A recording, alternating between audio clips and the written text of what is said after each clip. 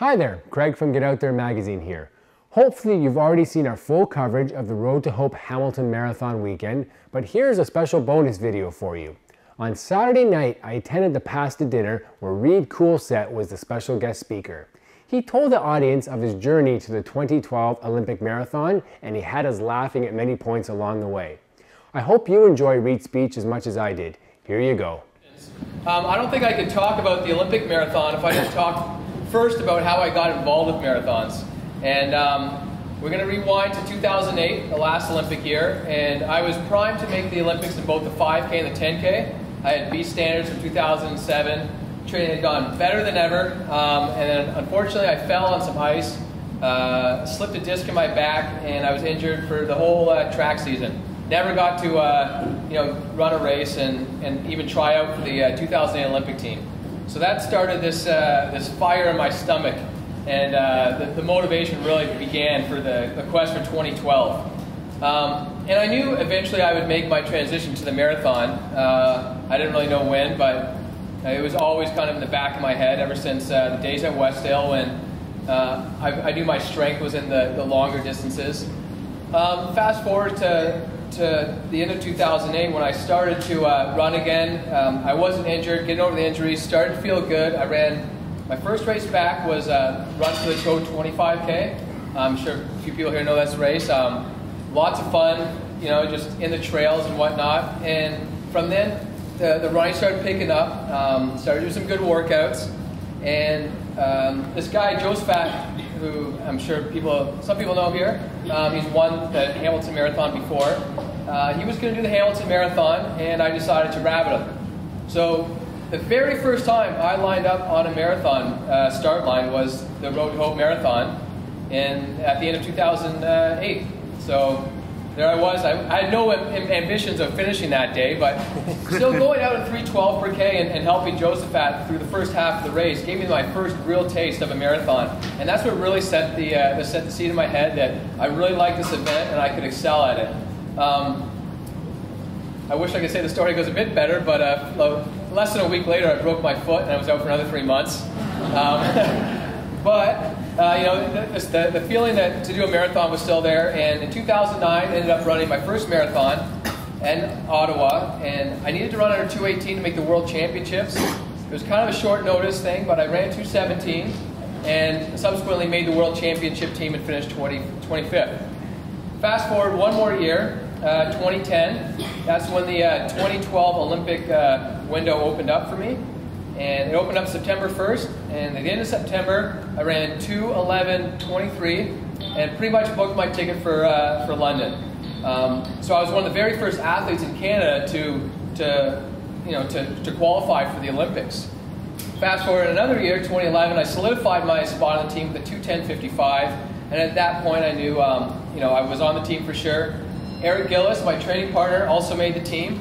And a few months later, Dylan Wykes ran a very fast marathon in Rotterdam, and we had 3 guys qualify for the Olympics. The very first time that's happened since 1996, and even the first time that Canada sent a marathoner since 2000. So that's kind of the backstory on how I got involved with marathoning, where the Road to Hope fits into my story, and the biggest stage of my life, which was the Olympic Marathon in August 12th this summer. So the marathon, the Olympic Marathon, it comes around every 4 years, so it's a big deal. And needless to say, and you only get one shot at it, obviously, and everything's got to go right. And I don't think I would have switched anything with my training at all. Everything went right. It was clicking, clicking, clicking. So I was really happy. And it was really just about consistent running, not putting too much pressure on myself, not thinking too much about the end result, but just enjoying running every day, taking care of the small details day to day, and just focusing on those 2 fast workouts, the long run, and just taking my easy days easy and not overthinking it. And I got to the start line on August 12th thinking, the best prep that I've ever had for a marathon, and ready to hopefully better my 25th position from 2009 World Championships. And I really thought I was ready for, I say top 10 just because it sounded cool, but I think in my head a top 15 finish was probably what I was really capable of doing. Now here's the thing with the marathon, at the Olympic marathon. There's only 3 medals, but there's probably 30 to 40 athletes that think they can get those 3 medals. Statistically, this does not work out. And knowing that, if you want to be in the top 15, top 10, or even top 20, if you pace yourself for that, you'll pick off a lot of guys at the end, and hopefully you accomplish that. So that was my goal. I had no ambitions of getting a medal, but I had ambitions of beating most of those guys who thought they could get a medal. So every 5K they give us splits, and my first 5K I was probably about 70th place, and I had a lot of friends actually on the course watching me run, and I came by the first loop, and I was giving them the guns and just goofing around, and that's because I like to run the first at least 15K, but usually half of the race, and try to disassociate what's going on, and just have fun, and because the marathon takes such mental focus that you really can't do it for 2 hours and 10 minutes or 3 hours and whatnot. But so if you can kind of just let the first half slide by and still be on pace, and then once it gets tough, really start to dig in, I find that easier. So that's what I was doing, and I was still catching guys.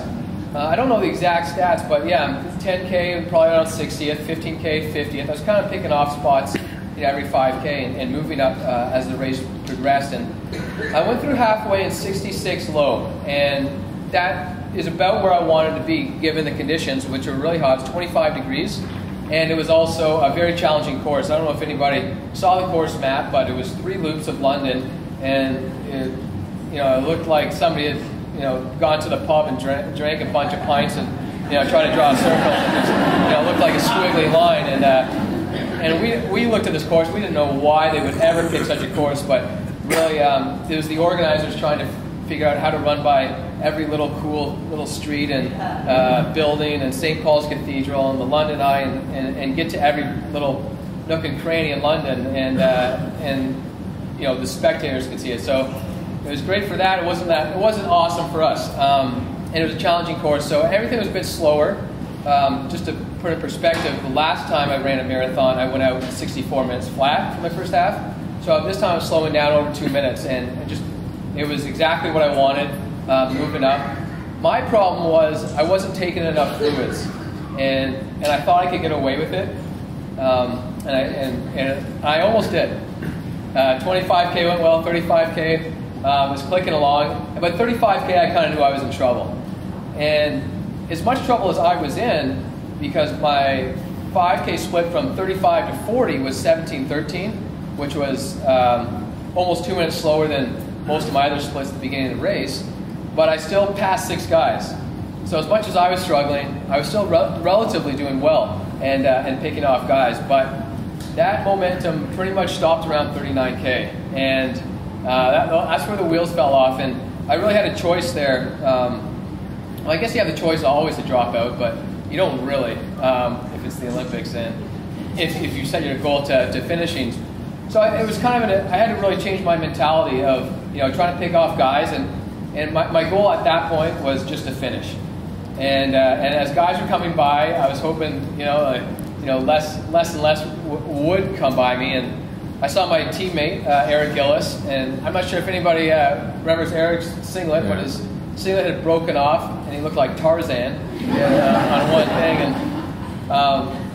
And normally I would crack jokes and make fun of him as much as I could, but the only thing I could say when he came by was like, "Go, don't wait for me." We often run together, and when we can, and I would have slowed him down at that point. But yeah, I just kind of clicked off each kilometer and just set my mind on finishing. And when I look back, I didn't quite hit the goal that I wanted to, because I finished 27th. The experience was absolutely amazing, and I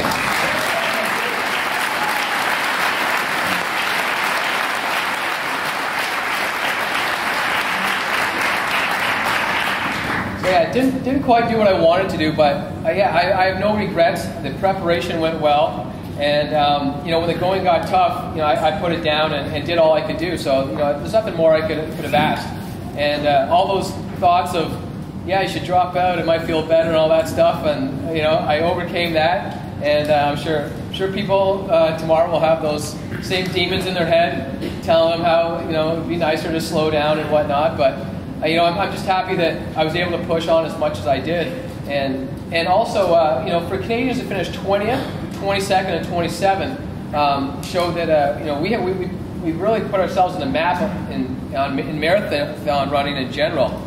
If you score like a cross-country race, where you add up the places, Canada actually finished 3rd.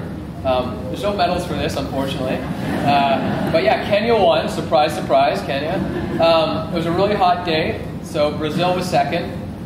Given that how hot it was, also not a surprise. They have good marathoners there, and they do really well in the heat. And we were 3rd. We beat a lot of other good countries. Ethiopia, a lot of guys dropped out. Japan, the States.